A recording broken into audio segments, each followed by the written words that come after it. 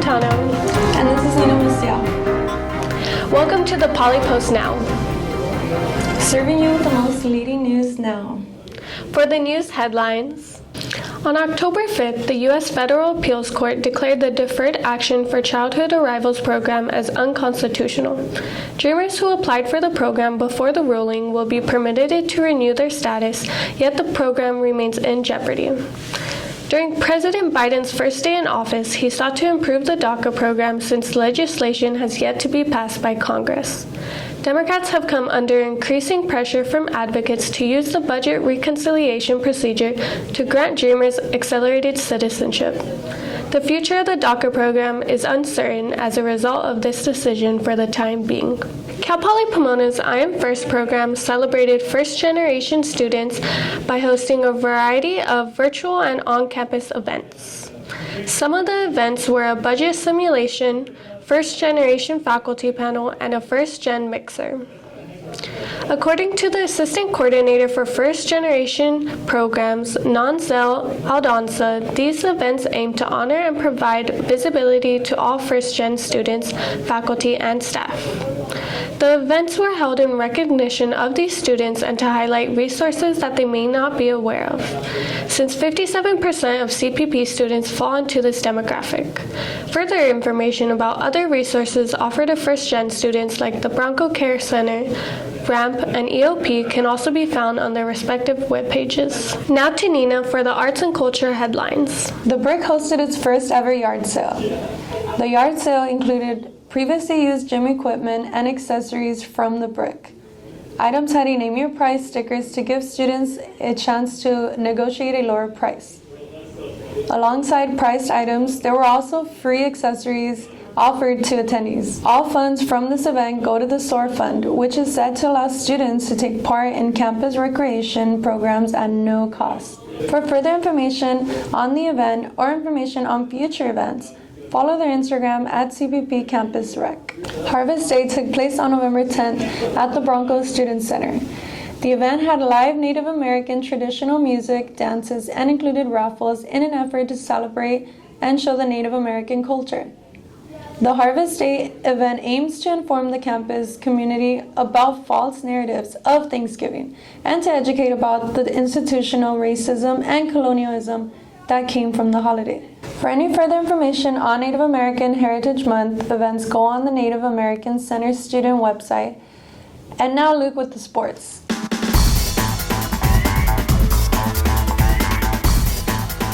This is your Poly Post Now Sports Recap. I'm your host, Luke France, bringing you the rundown of the past few weeks of Bronco athletics. In volleyball, the Broncos entered the CCAA volleyball tournament as the number 3 seed last weekend.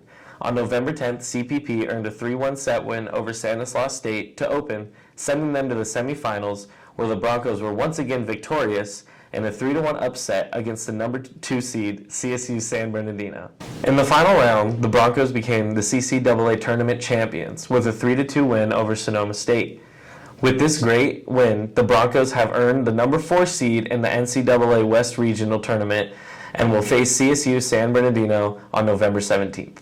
Over in men's soccer, on November 12th, the team unfortunately lost their first-round matchup in the NCAA Division II tournament by a score of 2-1 at the hands of the number 3 seed CSU Pueblo, bringing their season to a close with an 11-3-6 overall record and going 6-1-4 in the conference. On to cross country. On November 5th, the men's team placed second at the CCAA Cross Country Championships, with 3 of their runners finishing in the top 10.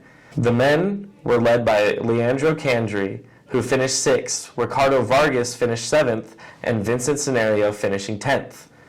The women's team finished in 4th place at the championships, with 3 runners finishing in the top 30, and were led by freshman Vivian Martinez, who placed 20th overall. The next race for both cross-country teams is on November 19th at the NCAA West Regionals in Billings, Montana. Basketball has begun. The men's team opened up the season at the Cougar Classic Tournament on November 11th. The Broncos lost a close first game against the Azusa Pacific by a score of 60-54, but were able to rebound on November 12th and beat Seattle Pacific 83-78 to close out their opening weekend with a 1-1 record. The women's basketball team came out of the gate running for their opening weekend at the CCAA Pac West Challenge, as on November 11th they won their first game against Azusa Pacific by a score of 62-57. The women's team were able to complete their opening weekend with a blowout victory over Point Loma, winning by a score of 72-51, moving to 2-0 to start the year. Keep up with all things Broncos sports at broncoathletics.com and stream games on the CCAA network all year long. Back to you, Emily and Nina.